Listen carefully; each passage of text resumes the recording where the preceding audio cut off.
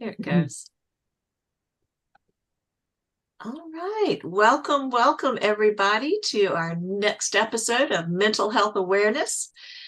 Thank you for joining us today. It is November 6th, 2023, and this is another episode of Jaws Coffee Chat with Jennifer A. Whitaker. And I am Elizabeth Oberkirsch of Oh My VA Admin Services. And today we have with us a special guest, Ann Fustel. So we always like to give a special thanks to some great folks for replaying our shows on their platforms. Marcus Hart of Transform U Media, Zach Clayton of the PACT channel, Jay Stoyan of the Disability Channel, and Lawrence Wingate of Wingate Studios. We definitely appreciate their support and participation. So be sure to like, share, and subscribe to our social media pages, groups, YouTube channel, or wherever it is you came to find out about us. And before we get started in today's conversation, we just want to mention our sponsor and express our gratitude to Stanley for supporting our podcast this month. Please be sure to check out their website. Their link is in the chat, and see what all they have to offer, gifts for others or for yourself. Thank you for your support, Stanley, and we'll have more about them later in the podcast. But now let's get to the show. Jennifer, I'll send it over to you.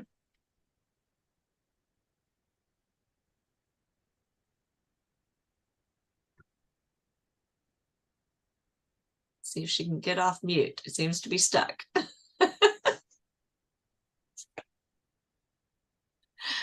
Gotta love technology.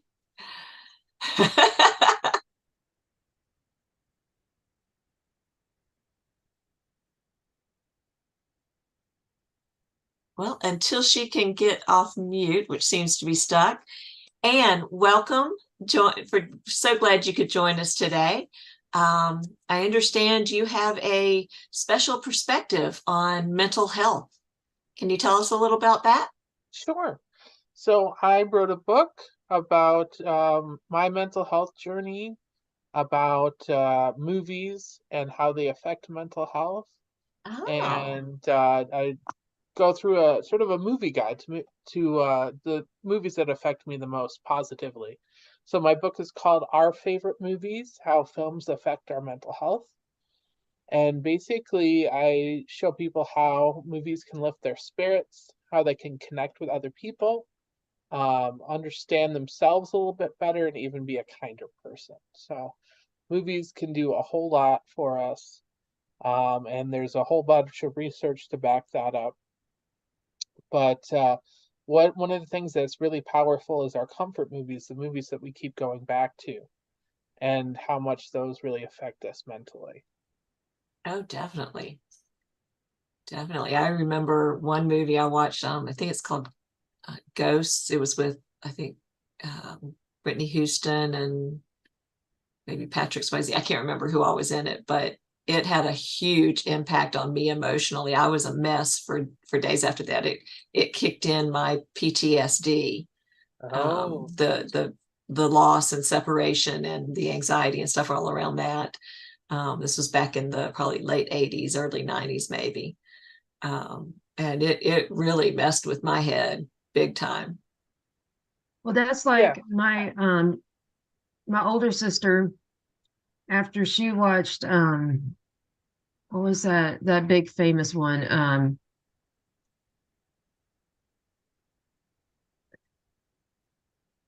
It was about, I think it was the summer one. Like anyways, there's a certain one, Scream, that's it, Scream. Okay. Mm-hmm. So after my sister watched Scream, she no longer would sleep in bed by herself as a kid. And we were teenagers in junior high and high school. Like Yep. Yeah. that made her so terrified she couldn't sleep without being in bed with our mom. Yeah, And when her movies can mom was really have working late, she got in bed with me, but she just couldn't sleep alone anymore. Yeah. Like there's something psych that had her very scared for years later, and not like what you're talking about, EJ, that was a matter of days or maybe a week. Yeah. Yeah, movies can have a huge impact on us, both for positive and for negative. I personally try not to watch too many movies or TV shows, or very little, that have a lot of violence or horror, that kind of thing. Because yeah, they can stick around in your brain for a while. Oh yeah. And some people, I'm not saying that you shouldn't watch those kind of movies. It's just they can have an impact on you. So it's just something to think about. I don't try to say, oh, well, you should only watch this movie, you should only watch these movies and stuff like that. I'm not there to judge people's No, of course not. movie choices, but It sounds like it needs to be personalized. That what's the best fit has to be personalized to the individual. yeah. Yeah. Although I do judge, I don't judge the person, but I judge certain movies when they have a lot of, like, there's racism in them, there's transphobia, xenophobia, sexism, that kind of thing. Yeah. That I will definitely judge the people who made the movie, not necessarily The people who watch the it. purpose. Yeah, exactly. Yeah. It's kind of hate the sin, not the sinner. Right. Yeah. I was going to say, so why do you think, like, I always have to watch stuff related to legality, like cops, whether it's uh forensic files, it's related to first 48 hours, Mhm. it's Mysteries in general that involve the police. Yeah. but they're not necessarily mysteries. Some of them, like cops, is a real recording of people getting arrested by cops. First Right. 48 hours, the investigation in the first 48 hours after real crime happens, it's actual true crime, not just a fictional, like what's it with an N? NCIS. Right. I have to watch the more positive shows, the more warm fuzzy. I can watch some serious, but it's got to be fiction. It's got to be an escape for me. I don't want it to get too real, Yeah. because there's enough real around me when I watch actors and stuff. I want it to be fictional, and I can mentally tell myself, okay, this is not real. This is fiction. That's ketchup, not blood. I mean, it's stage blood, but in my mind, that's ketchup. It's fake. It's not real. And I can separate myself from the impact more that way. Mhm. Well, Yeah, see, I'm where not. I can't go do the ahead. true crime stuff. That to me is a little too intense. I have to agree with you on that. I've seen some of them, and I can see how they can draw people in and be kind of addictive. It's kind of like when you're on the highway and there's a wreck, and all the what we call rubberneckers, everybody slows down because, oh, I got to see what's going on. There's that dirty laundry interest kind of thing. Curiosity. Yeah, but I can't watch it on a regular basis on TV. There's too much of that in the news already. Mm-hmm. Well, but see, in the news, we're often hearing about people who have not been arrested, but what was the number of deaths or something that's the bad side, versus the shows I watch, they're always caught, they're always arrested, they're always convicted. So there's not any of these getting away with crime. Mm-hmm. That's a good point. And especially in this post-pandemic world of where, I mean, by June, we had 340 massive shootings in the US. Yeah. And I don't even know where it is now. It's probably at least 600 or 700, but that is the equivalent of basically 2 per day massive shootings in the US. So I personally have been a victim of crime many times. Like basically every 6 months of my life, I have been a victim of something else. Wow. And so to me, watching those shows where they're actually arresting and charging these people with whatever crime is a comfort that these people won't get away with what they've done to me. Sure. So in reality, some of them have, because there's a stipulation or something that's a limit on time before you can charge. And at certain times, it was years later, like what happened when I was twice before I was 2 years old. Well, we didn't even know about it until it happened to my cousin. That was when when I was like 3 or 4, and she didn't come out until like years later. So we never even knew that it happened to her, and later to find out that so many years earlier it happened to me, and that time restraint was exhausted, so we couldn't do anything about it. And then there's other times in my life that we didn't know that we could do something about it. Like, how many people know, like, if you've been raped, that you can go to the emergency room and get a rape kit done? That's where they actually take the forensic evidence out of the female to send for a criminal charge. Mm-hmm. Like, many women don't know that. Yeah. And I only found out the last time it happened uh, because my little sister was in law school.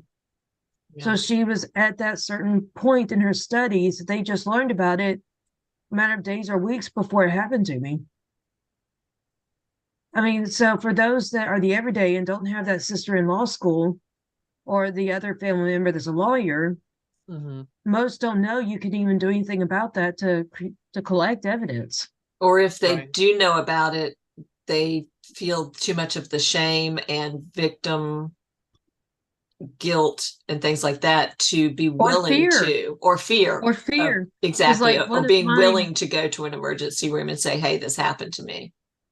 right? And also a lot of them don't know that you can't take a bath or shower after the event or the Which is evidence the is first thing you erased. probably want to do and just wash Yeah. it all away.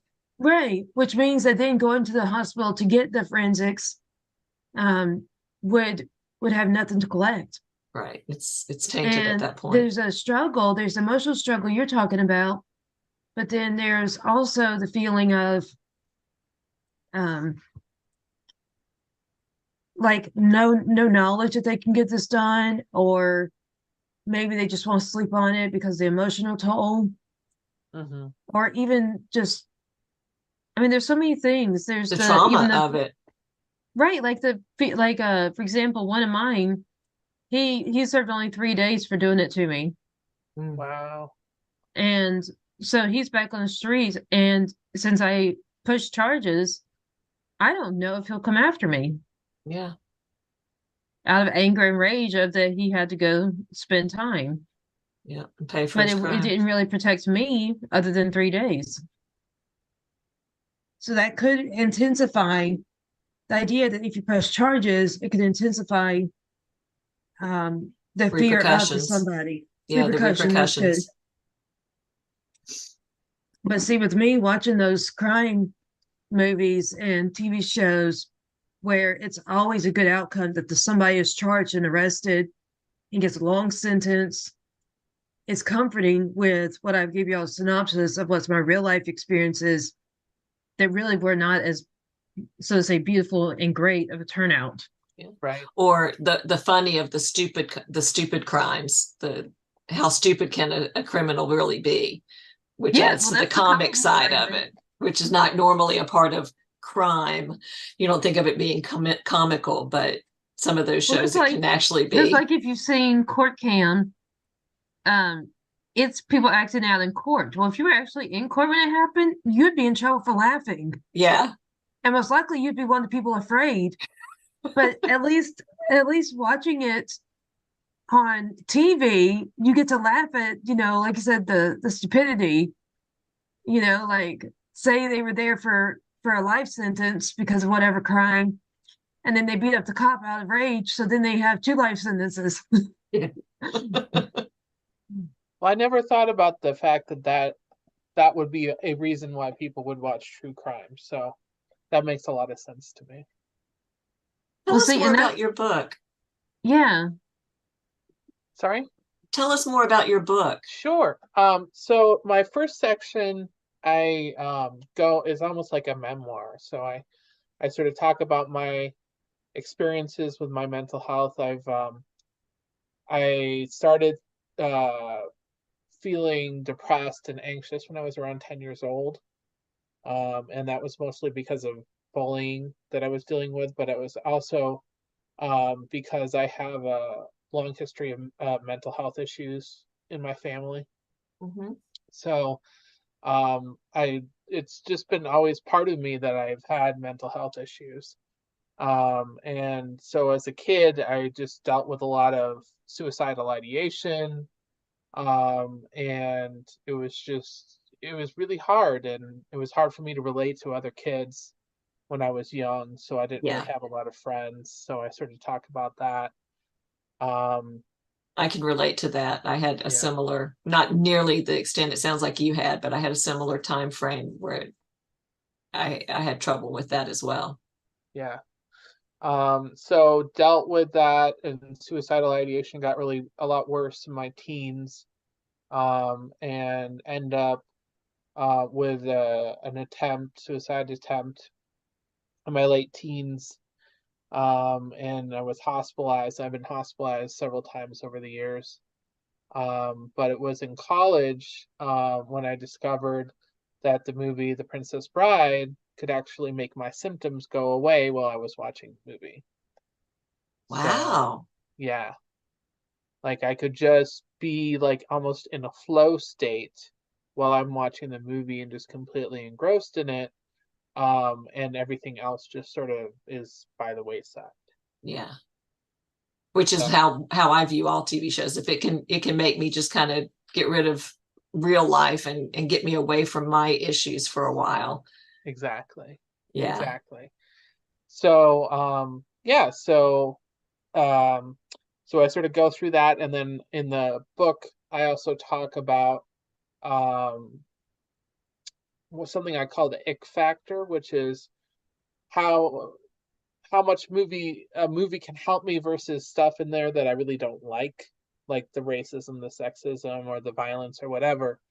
Um, I sort of go on a level of whether or not I'm going to watch a movie or whether or not I'm going to rewatch a movie, depending on sort of the issues or non-issues in the movie. And then I go into all the research, like I was talking about, behind something called cinema therapy, or using watching movies as a form of therapy.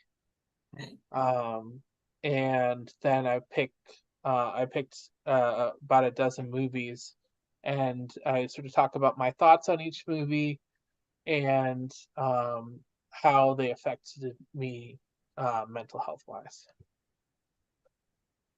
Well, I Interesting. find personally, if you talk about the therapy side, that comedies uplift me. Hmm. Whether I'm depressed or not, they like make me more content as far as a better mood, but also it helps me laugh off stress and other negative things in life. Exactly. Very true. Some comedies do that for me, but I guess I'm more picky about my comedy. I'm not really into the slapstick stupid comedy. It's got to be Mm. more I'm realistic with you. comedy. British comedy does nothing for me. I love listening to the language and the dialect, but their comment, what they think is funny, I'm just sitting there going, okay. Yeah, I'm not into the British because I don't really make it out or understand it. I But love like listening among to the the, dialect, but that's about it. yeah, I don't like it because it's even usually like old princess queen stuff and it's so like ancient, not even fits in a modern day life. But Their sense of humor is just so different from ours. yeah, just I don't understand it. So I'm with you about like I don't like the finding out stupidity and I don't like the other, international ones that because I can't relate because that goes back to the whole psychology behind it. I can't Mhm. relate. I don't get the humor, so I don't have the benefit of watching it beyond just knowing what happened. Yeah. Like the therapeutic side that Anna's talking about. Gotcha. Versus like you may remember some as old as Grumpy Your Old Man. That was actually comical that I liked. It's actually one of my Hmm. favorites. But it was actually hilarious in my opinion. And it was clean, like throwing the spaghetti on their two guys' heads. I mean, because then again, it wasn't this racism or anything of that nature that's judgmental of groups, Was it but it violent? was just clean comedy. Yeah. Hmm. And then it was American style instead of like these internationals that like you and I talking about, we don't get the English ones. I've tried to pick up on British humor and it just goes right over my head. I'm definitely a little different than that. I'm a fan of British humor. There's obviously there's Monty Python. A lot of people like Monty Python. There's also a show I really like called Spaced, which they do a lot of movie satire in that Oh, series. okay. So Cool. yeah, Simon Pegg is the lead in that. Who he's been in a bunch of different. He started off with mostly British stuff, and then he's done a lot of American films as well. But I'm a fan of his. But yeah, I think it humor is so subjective. Humor is so individualistic. It's just, you laugh at what you laugh at, that kind of thing. I think my favorite are the dramedies, like the drama plus comedy, where you can, laugh and think, or laugh and cry, or whatever. Mhm. Like I when they're deeper too, that's my jam for sure. What's a good example of that type of movie? Um, so like A League of Their Own. Have you Okay. seen that? Yeah. There's no crying in baseball. Exactly. So there's lines like that. There's the funny lines, and then there's also the relationship between the two sisters in that movie, and how deep that is, and all the stuff with that. And I really can relate to that. My sister and I are a lot like the sisters in that movie, where she is more like level-headed and cool. She's also sort of more classically beautiful than I am, and more popular. So, and I'm a little bit more emotional, not as classically beautiful as she is. And, um, I can, sort of have jealousy of her, like the sister does in that movie. So I can definitely relate on a lot of levels to the sisters in that movie. So Interesting. that's sort of, and I talk about that in the book. So I'm curious, in what ways do you define movies as being therapeutic? Because you talked about it being like a cinema therapy. So Hmm. is it like you have to watch the movie, then write a journal? Like, how's that work? So you don't have to write a journal, but it's definitely helpful. That's something that I did for the book. Obviously, I had to write about each one, but it's something I like to do. But you don't have to do it. You can also, another good thing to do is talk with other people about the movie. That can be a helpful thing as well. I'm actually part of this group called Films of Hope, and what we do is we pick movies, and then we watch them on our own, and then we come together to discuss them. Oh, that would be So cool. yeah, it's really awesome. I really enjoy doing it. So I think that, you can tap into your own feelings, you can tap into how you connect with other people. So yeah, there's a lot of different ways to have a movie be therapeutic, but just watching it can be therapy. Can validate or what you've gone through or feel about certain things, as well as just get you thinking along at maybe a different line of how to recover from, or not, that's not the word I'm looking for, but how to work through issues. Hmm. All right, well, I'm going to jump in here with just a little break. We're kind of halfway through our show today, and we want to mention our sponsor this month, which is Stanley, and they were founded in 1913 by an inventor, William Stanley Jr. And Stanley has been there for generations of adventures. The company was built on invention, innovation, and inspiration, with a timeless spirit that complements your wild imagination. Over 100 years later, a steady stream of products continues to honor the Stanley legacy, keeping your warms warm and your colds cold. They have a lot of thermoses and things like that. So Stanley is there for all your adventures so that you can make the most of your world, whether you're scaling a mountain or just climbing an elm tree in your own backyard. They'll be there for your journey just as they have for generations past, helping to build a more sustainable less disposable life and world while opening the door to an awe-inspiring future. So be sure to visit the link in the chat and in our description below, and see how their products may fit into your life. All right, back to our show. Jennifer, you have any other questions, or Anne, do you have anything else you want to add?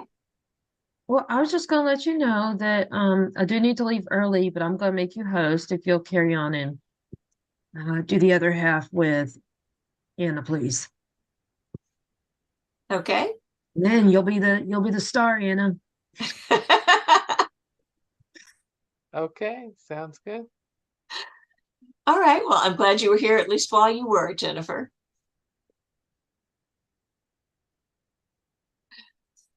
So let's see if there's anything else. I guess, yeah, I think one of the things that I always like to encourage people to think about is that, a lot of people think that watching TV or movies is just like wasted time, or they're being lazy. You should be doing something more important and that kind of thing. More But productive, yeah, yeah. more productive, or my coping skills should be something like exercising or yoga or something like that.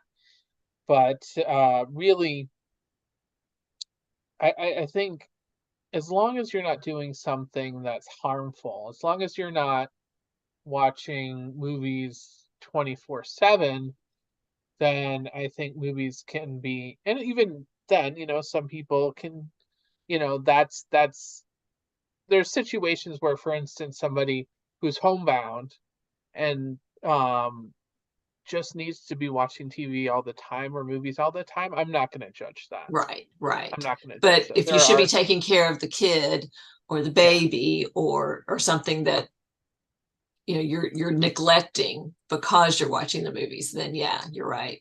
Right. But regardless, it's a coping skill that is better for you than some other things that are out there.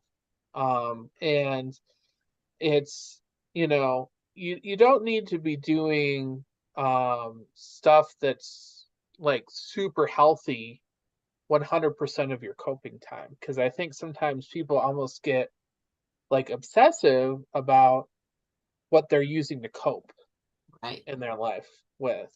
And sometimes just sitting down and watching a movie. And also, another thing that's great, movies are great for, is to show kids that it's okay to have emotions. It's okay to Definitely. express your emotions. For instance, like sitting down and watching a Pixar movie, a lot of us will cry and we'll laugh. And we sit down with kids, we can show them it's okay to cry, it's okay to laugh, it's okay to have all these different feelings, especially if men are crying, because that's Social that's a whole taboo. special taboo, right? Which I think is ridiculous, Of but course. Just have men show their children that it's okay to cry is super awesome, super helpful. Yeah, definitely.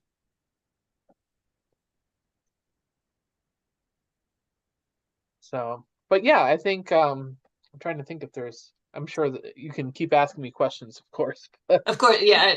You hit an awkward pause. I'm like, I gotta think of another question. Of course, I can't, because I'm thinking I've got to think of a question. But yeah, so the book was a joy to write. It was wonderful. I wrote it with a book coach named Amy Collette.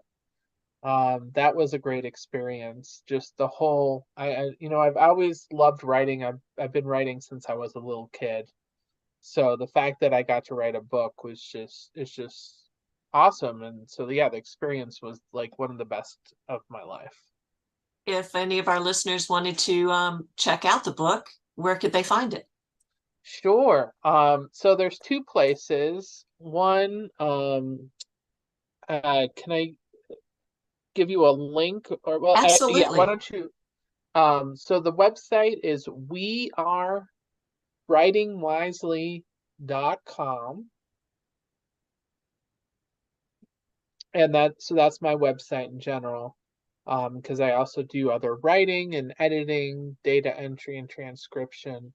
You'll see, you can go to the Our Favorite Movies tab, and that's where you can actually buy the book. The other place to buy it is on Amazon. It is available on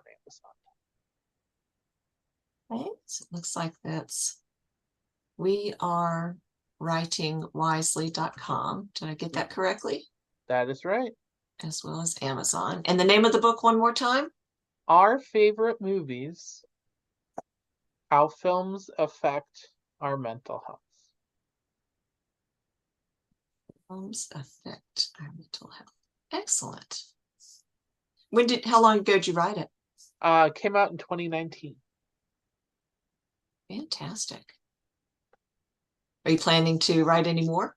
You say you love writing. Will there be a sequel? Yes, there's definitely going to be a sequel. I've gone back and forth about what it's going to be about. Originally, I was thinking about doing a book about movies with mental health themes, but I spent a month watching movies with mental health themes, and so many of them are so hard to watch. Like, they're great movies, They're but they deep. can be hard to watch. So, I'm actually a big Star Trek nerd, and I'm thinking about doing Star Trek, or at least having that be one of the things that the second one's going to be for sure about TV shows.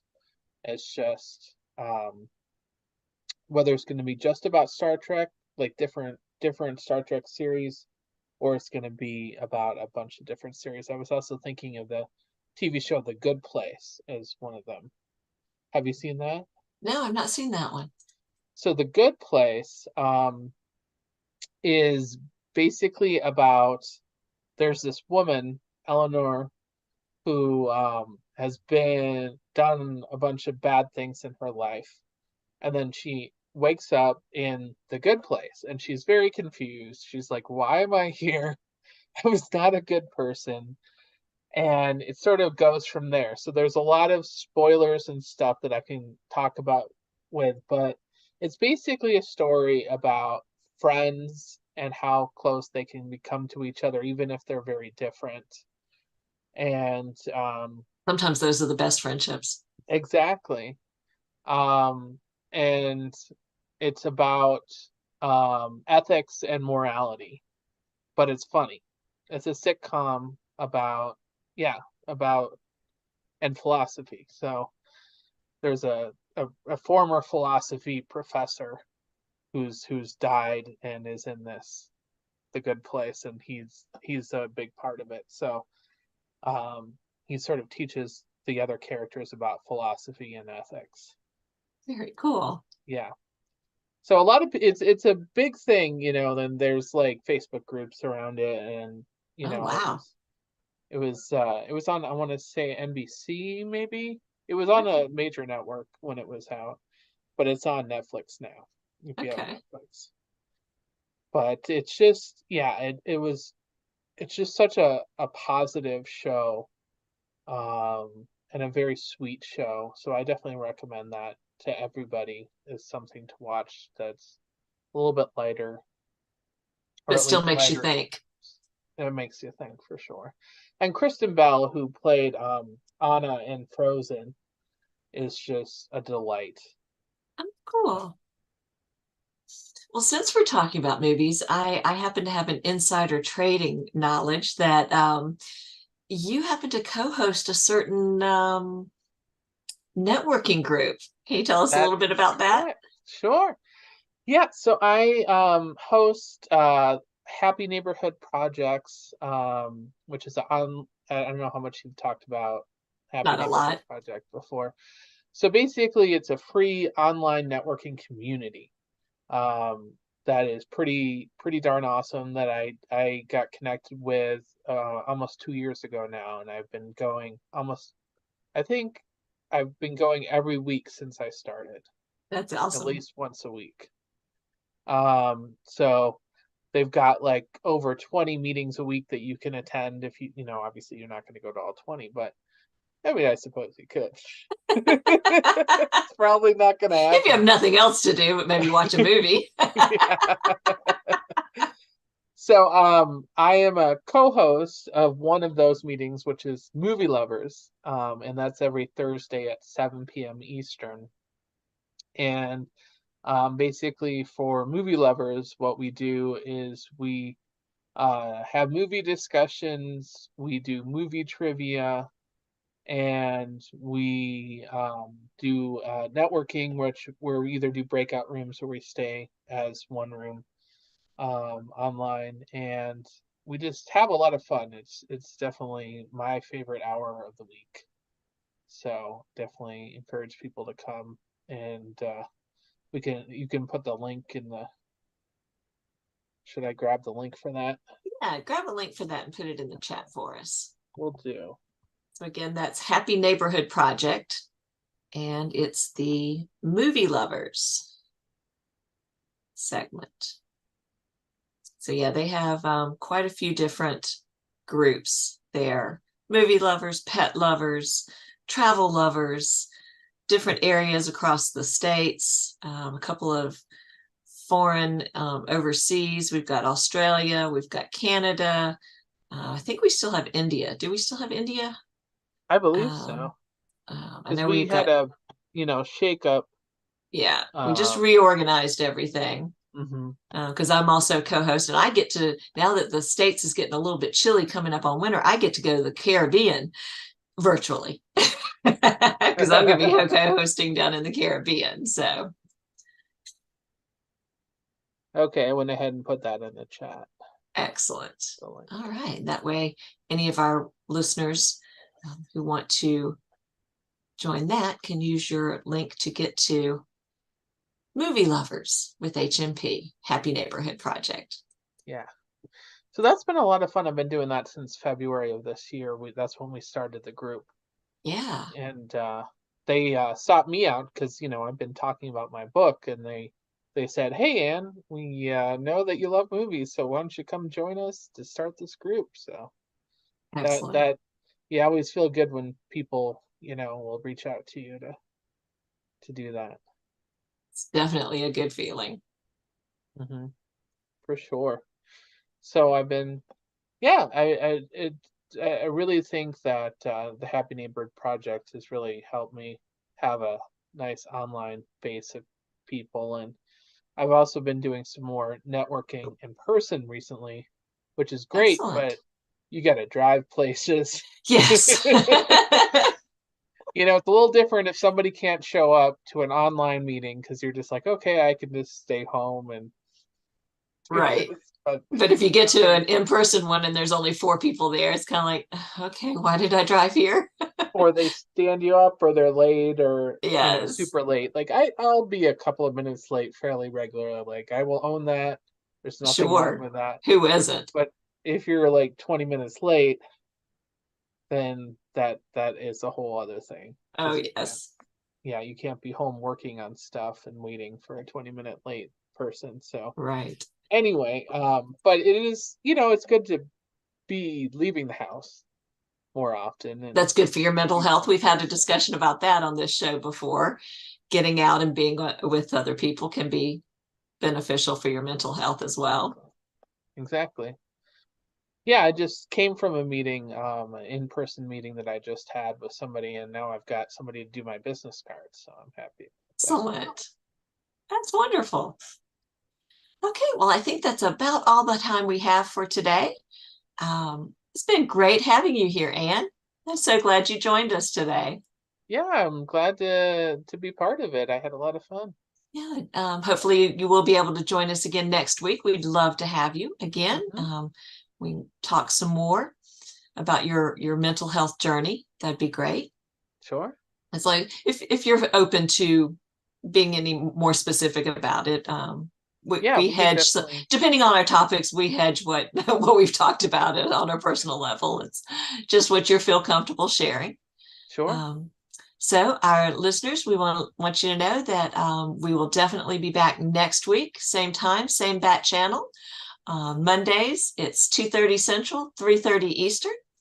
And we appreciate everybody who has joined us either live today or listens to the recordings on some of our social media channels in the future.